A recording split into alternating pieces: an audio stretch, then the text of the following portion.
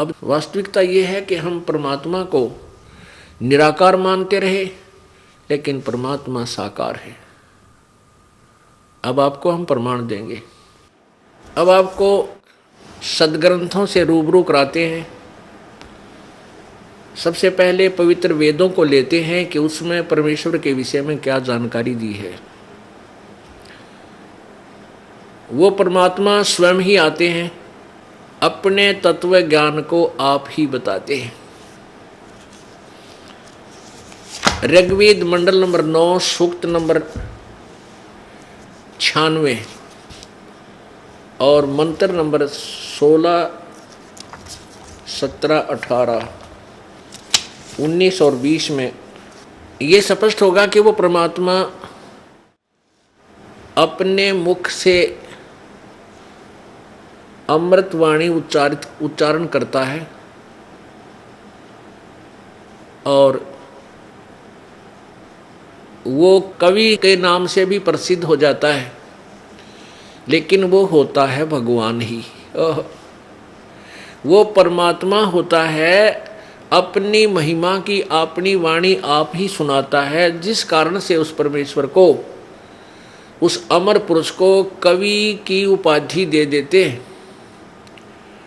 कविताओं के माध्यम से, लोकोक्ति यानी लोकोक्तियों के माध्यम से, दोहों के माध्यम से अपना ज्ञान प्रचार करने के कारण वो प्रसिद्ध कवि की उपमा भी प्राप्त करता, उपाधि प्राप्त करता है। लेकिन वो होता है परमात्मा,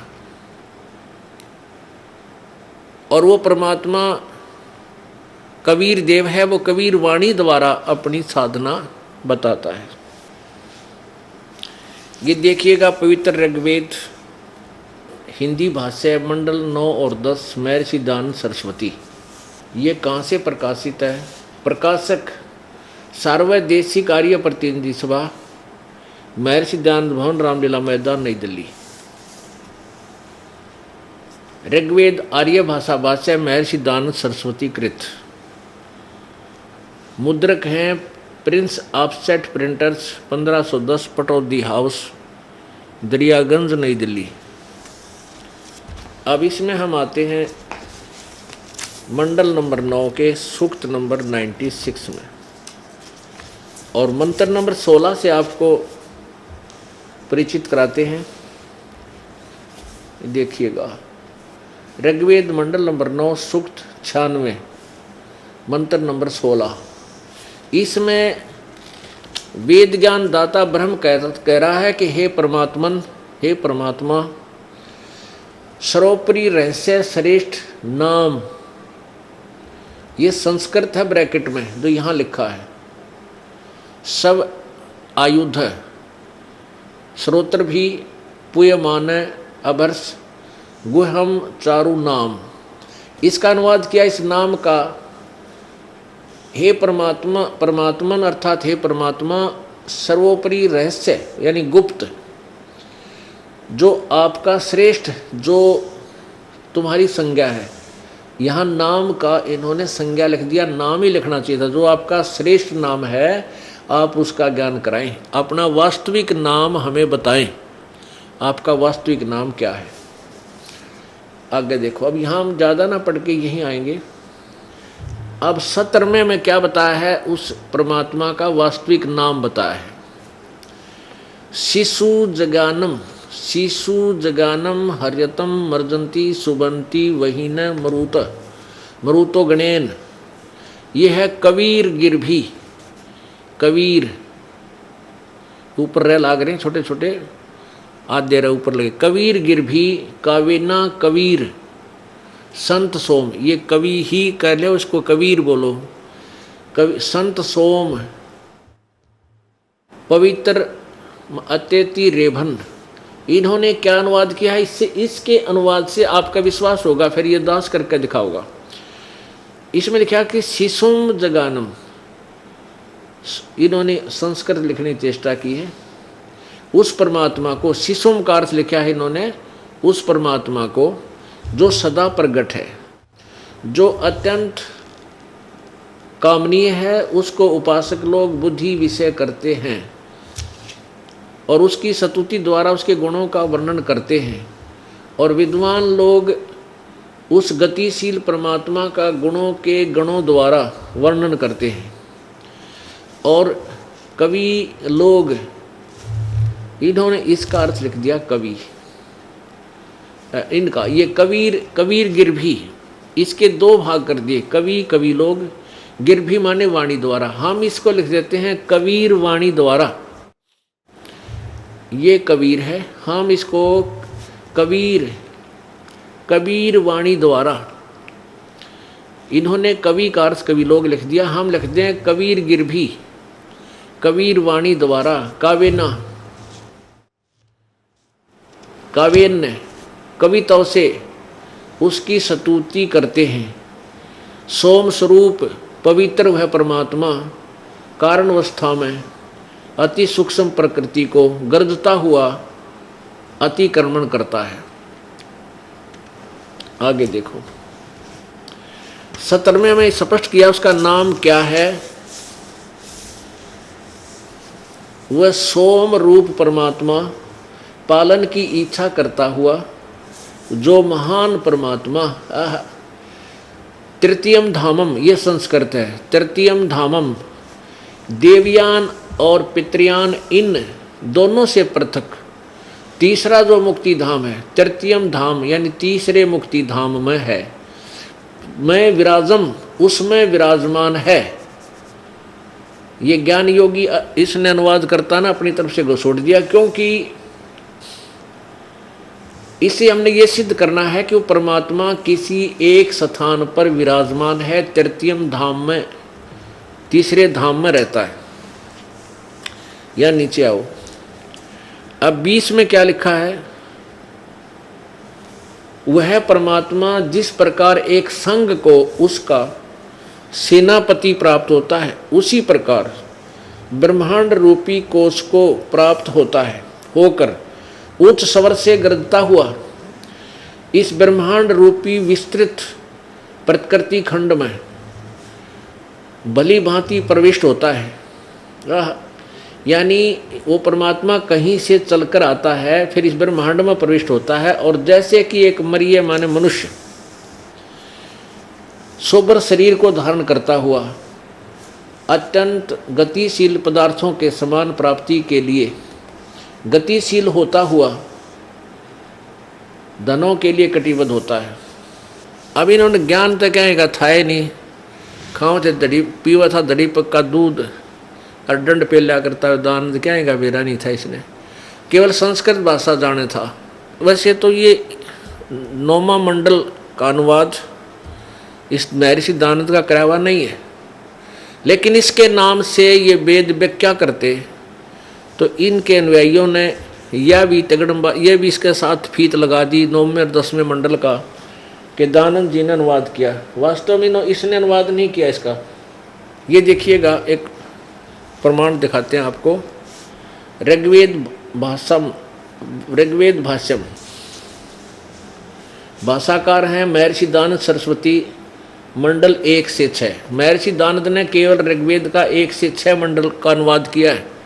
उसके बाद श्रीपाद दामोदर 7वें लेकर 7 से 10, यानी 1 से 6 तो दानंद ने किया, फिर इसकी मृत्यु होगी। उसके बाद 7 से 10 मंडल जो हैं इसके शेष, ये अन्य इन आचार्यों ने किए हैं अपने अपने हिसाब से, अपनी अपनी सोच के अनुसार। तो कहने का भाव ये है कि इनको ना तो कहने का ज्ञान था और न ही ये भगवान को साकार मानते। वेद में लिखा कि वो परमात्मा तीसरे मुक्ति धाम में विराजमान है और वहाँ से चलकर गतिशील होकर और एक बहुत बड़े समुदाय को जैसे सेनापति होता है, यानी गुरु रूप में बहुत से बड़े जन समूह का नेतृत्व करता है, और जैसे मनुष्य शरीर धारण करता हुआ है, यानी परमात्मा परमेश्वर कबीर जी का सतलोक के अंदर एक बहुत तेजोमय शरीर है। उसके एक रोमकूप में करोड़ सूर्य करोड़ चंद्रमा दोनों की मिली जुली रोशनी भी फीकी रहे परमात्मा के एक रोमकूप के प्रकाश के सामने। इतना तेज है वहाँ भगवान का। उस तेज पुंज के शरीर को अन्य वस्त्र धारण करके अन्य ओवरकोट पहन कर हल्का सुभर यानी हल्के तेज पुंज का शरीर रूप धारण करके वो परमात्मा यहाँ प्रकट होता है और वो अपनी प्यारी आत्माओं को मिलता है। अब देखो ये सी ऋग्वेद, ये वही ऋग्वेद है, मंडल नंबर 9 और सूक्त नंबर आपको 86 दिखाते हैं। 86 यही ये प्रमाण देता है कि वो परमात्मा अपनी प्यारी आत्माओं को, श्रेष्ठ आत्माओं को आकर के मिलता है। ये देखो ऋग्वेद मंडल नंबर 9 सूक्त नंबर 86 इसके 26 मंत्र में क्या कहा है? यज्ञ करने वाले यजमानों के लिए परमात्मा सब रास्तों को सुगम करता हुआ, उनके विघ्नों को मर्दन करता हुआ, नष्ट करता हुआ, उनको पवित्र करता हुआ और अपने रूप को सरल करता हुआ, अपने वास्तविक रूप को हल्का करता हुआ, वह कांति में परमात्मा। इन्होंने इस कबीर शब्द का कवि सर्वज्ञ कर दिया। कवि का अर्थ सर्वज्ञ नहीं होता, ना कोई कवि सर्वज्ञ हो सकता।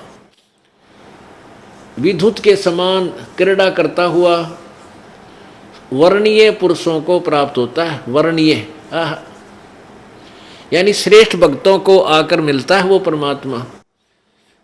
यजमानों, अब यज्ञ करने वाले यजमानों के लिए यानी साधना करने वाले भक्तों के लिए परमात्मा सब रास्तों को सुगम करता हुआ, उनके सब रास्ते खोलता हुआ, उनके विघ्नों को, संकटों को नष्ट करता हुआ और उन प्यारी आत्माओं को पवित्र करता हुआ और अपने रूप को सरल करता हुआ, तेज पुंज अन्य दे धरकर इस विधम को भेंट ही।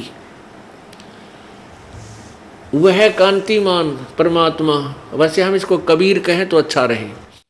विद्युत के समान यानी जैसे बिजली 1 सेकंड में चमक कर नीचे आ जाती है, ऐसे तीव्र गति से वो चलता है, क्रीड़ा करता हुआ और श्रेष्ठ भक्तों को प्राप्त होता है, वर्णीय पुरुषों को प्राप्त होता है, वहां से आकर उनको मिलता है।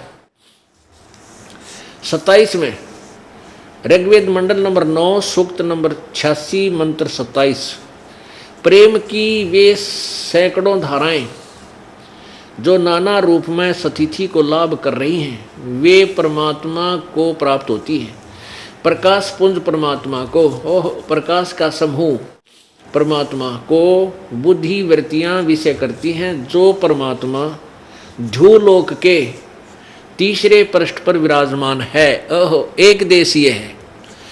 ध्रुवलोक माने उस सतलोक के, इस ब्रह्मांड के, ध्रुवलोक माने ब्रह्मांड के, जैसे 3 लोक हैं, ब्रह्मलोक, ब्रह्म का लोक, 21 ब्रह्मांड, परब्रह्म के लोक, 7 संख्य ब्रह्मांड, उनसे तीसरे पृष्ठ पर विराजमान। इससे हम ये लेना चाहते हैं कि परमात्मा साकार है और एक स्थान पर रहता है, वह प्रकाश रूप है, यानी बहुत तेजों में शरीर युक्त है।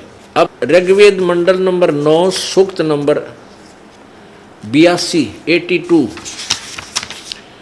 इसके हम आपको 3 श्लोक सुनाते हैं, क्लियर हो जाएगा। देखिएगा ऋग्वेद मंडल नंबर 9 सूक्त नंबर 82 और मंत्र नंबर 1। जो सर्वोत्पादक प्रभु यानी सबका की उत्पत्ति करने वाला, रचने वाला परमात्मा, प्रकाश रूप, सद्गुणों की वृष्टि करने वाला, पापों के हरण करने वाला, वह राजा के समान, राजेव राजा के समान, राजा के समान दर्शनीय है, साकार है। वह पृथ्वी लोक लोकांतर के चारों ओर शब्दमान हो रहा है।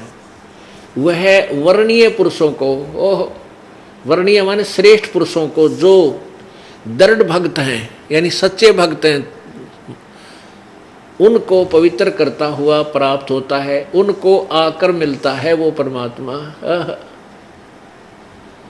जिस प्रकार विद्युत स्नेह वाले स्थानों को आधार बनाकर प्राप्त होता है, यानी वो परमात्मा जैसे बिजली गिरा करे ना अपने हिसाब से, ऐसे ही वो परमात्मा इतनी गति से सतलोक से चल कर आकर अपने भक्तों के पास प्रकट होता है, उनको ज्ञान समझाता है।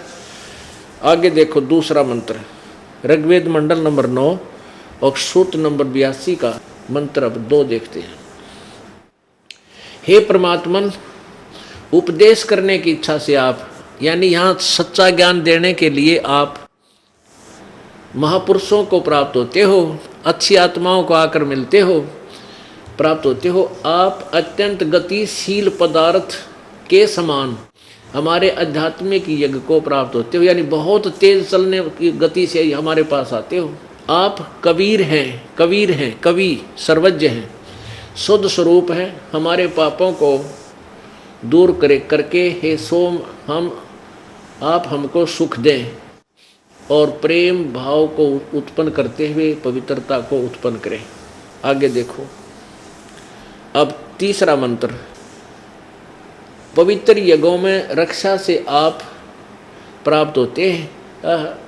पृथ्वी लोक आदि लोकांतरों में गति करते हुए सर्वव्यापक आप, सर्वव्यापक अर्थ नहीं आपका, आप गति करते हुए आप स्वयं गतिशील होकर विराजमान होते हैं। अपने आत्माओं इन्होंने रट्टा ला रखा था, भगवान निराकार है, सर्वव्यापक है, वो कण कण में विद्वान है, कहीं एक देशीय नहीं है।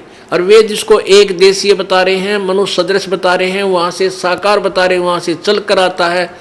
और श्रेष्ठ भक्तों को यानी विशेष पुण्यात्माओं को, जो उनके खास भक्त होते हैं, उनको मिलता है। वो परमात्मा किस किस को मिला इस कलयुग में? आदरणीय धर्मदास साहिब जी को मिला बांधवगढ़ में, बांधवगढ़ के रहने वाले को मथुरा में। और आदरणीय मलुकदास जी को मिला, आदरणीय दादू साहिब जी को मिले, आदरणीय गरीबदास साहिब जी को मिले, आदरणीय नानक साहिब जी को मिले, आदरणीय घीसा साहिब जी को मिले। वो परमात्मा स्वयं आकर के उनको मिले और उनकी आत्मा को सचखंड लेकर गए, वहाँ से सारा व्यवस्था उनको बताई, अपना पूरा परिचय दिया प्रभु ने। फिर उन प्यारी आत्माओं ने, उन पुण्य आत्माओं ने उस परमेश्वर का एफिडेविट दिया अपनी अमृतवाणी में, ये गवाही दी है कि वो परमात्मा साकार है, सतलोक में रहता है, उसका नाम कबीर है।